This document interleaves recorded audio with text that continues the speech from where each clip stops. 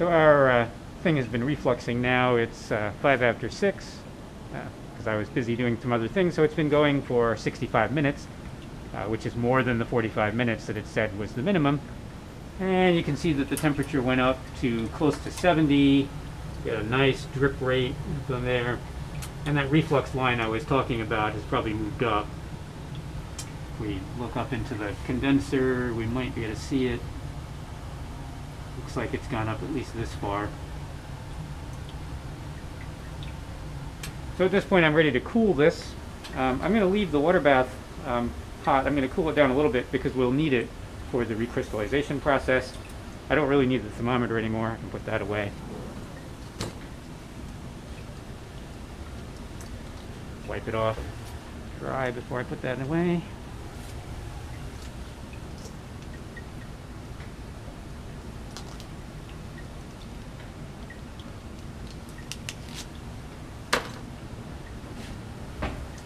And the fastest way to get this out of the water bath is simply going to be to lift up the entire thing and pull that out. So I'm going to set this over on the other side of the hood so that it'll still be there as a warm water bath when I need it. And let that cool a bit. I'm going to be needing to wash that as I filter it with a couple of 5 milliliter portions of MTBE. So now would be a good time to measure that out. So put about 10 milliliters in there and I'll use half of it each time.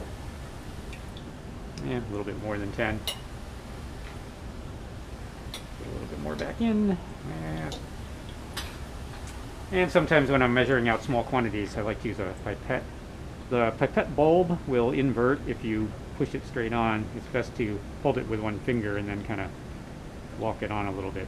When you're holding the pipette, you want to hold it tightly with your fingers here so you have a couple of fingers free to adjust the bulb, and that way it's not vibrating around because you're not holding it by the bulb.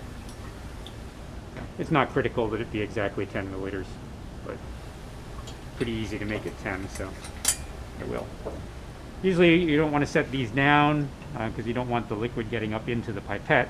So when I'm using a pipette, and I know I'm going to use it several times, I like to pull a clean Erlenmeyer flask and use that as a way to sit the pipette so I can get at it when I need it next. So we really only need to let that cool until it's kind of comfortable to be handled, and then I can turn off the cooling water.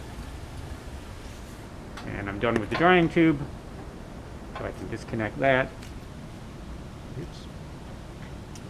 Put my thermometer adapter back. I'll need this cat clip for the Rotovap, so I'll leave that out. Put my drying tube back in the desiccator so that it stays dry.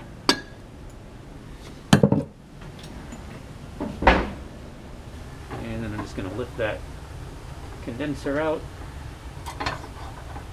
Set that back there. And I've got my flask.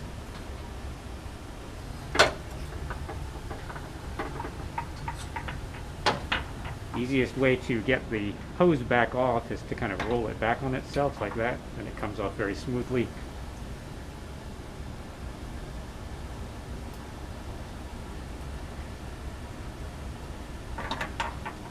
Oops.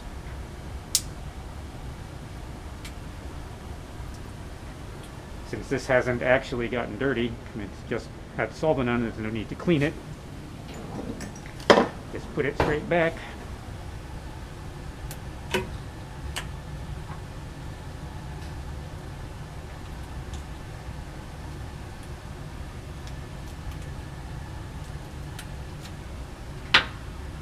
Back there, put the aerator back on, ready for a few dishes, and then the tubing can just be tossed in the back.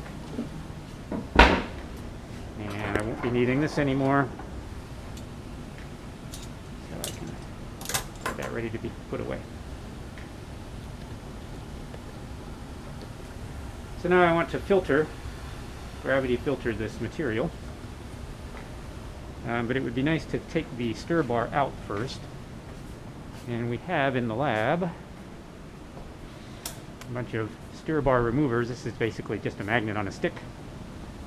So I can reach in there and grab my stir bar so that doesn't interfere with my filtration process. Set that aside to be washed later.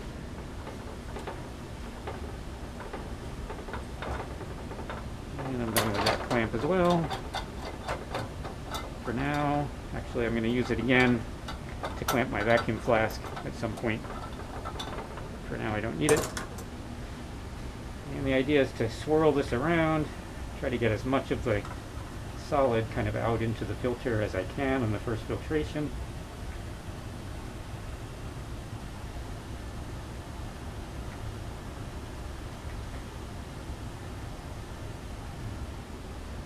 And that's going to filter out, getting a nice kind of yellow solution in the bottom. And then I want to wash that with 2 5-milliliter portions. That's about half of it. I'll let that sit for now while this thing finishes dripping. And while that's happening, I can clean off my stir bar retriever.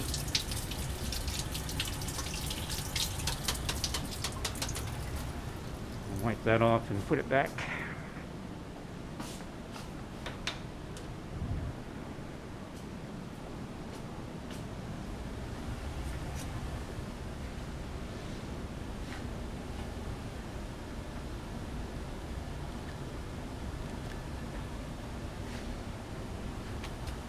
And I was hoping to find some faster filter paper than this, but I never did find that.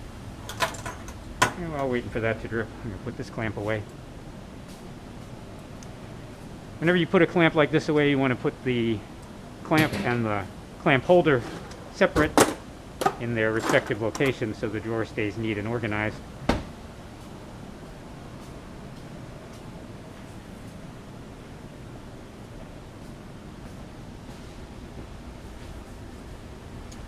I'm going to go ahead and add this now that there's room in the filter funnel. And then I can add my last 5 milliliters. Swirl that around and add that on top. So you can see that the flask is fairly clean. I've gotten all of the liquid out. And again, this doesn't need to be cleaned because it only had MTBE in it anyway. So I'll just let it evaporate. And we're just letting that drip.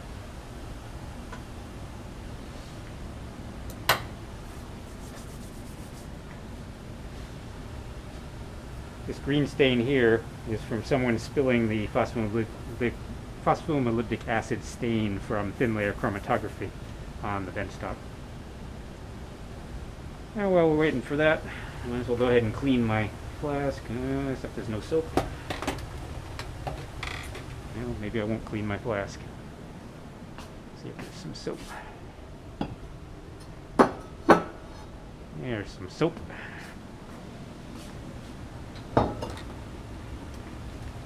Fill up the soap container.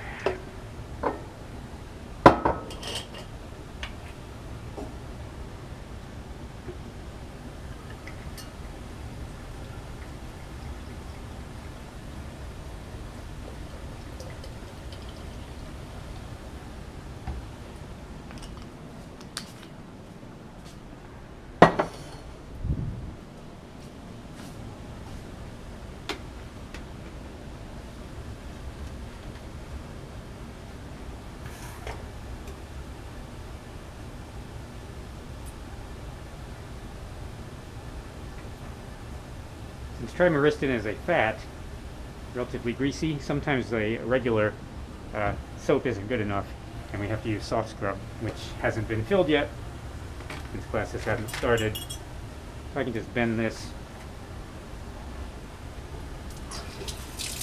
and kind of give it a go around.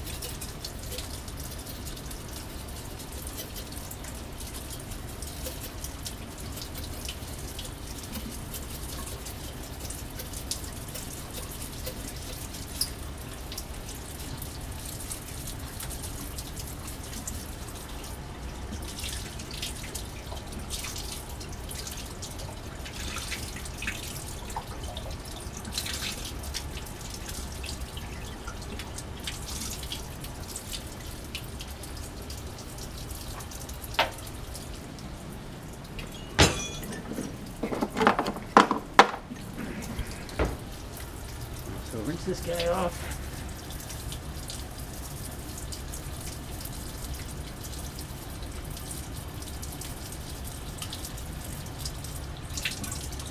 Have to be a little careful. These things love to go down the sink. Isolate them from the sink trap. And I don't feel like disassembling the sink trap right now, so I'm going to try to make sure I don't do that.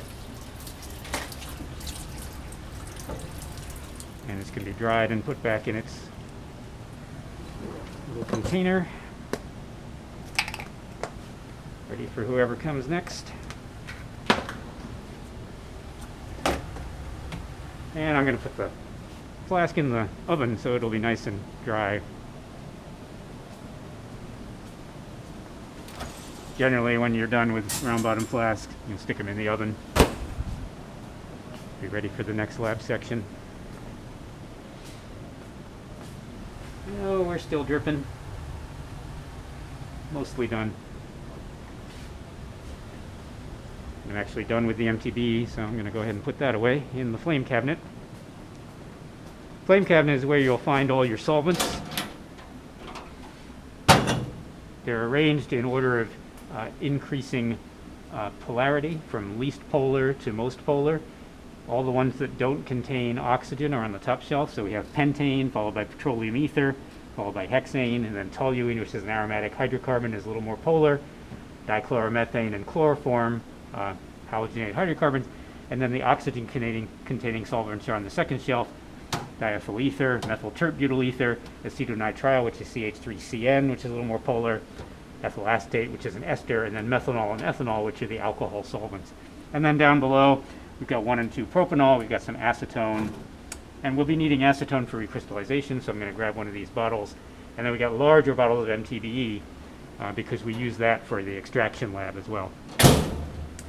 In the cabinets to the left, we've got our sodium hydroxide and sodium chloride solutions, bicarbonate, so these are mild bases, strong bases here, and then we've got sulfuric and hydrochloric acids, and then solids, drying agents, and hydrosodium sulfate, sodium carbonate is all in this cabinet. And then we have our waste containers here. We have an organic and an aqueous waste container. There's usually a solid waste container here, and then the list of what's in them goes on there, so you can write down what you're putting in there when you put it in there.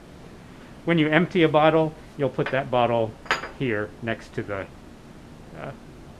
little trough under the canopy hood, and then they'll get refilled. That's assuming we get the opportunity to do any lab at all. Hopefully, spring semester we'll be back in class and able to do things in person. So that's pretty much done filtering. And this is going to go into the solid waste container. Right now there isn't a solid waste container, so I'm going to sit it in the bag. I'll get a solid waste container out later, and then I'll want to clean this funnel at some point.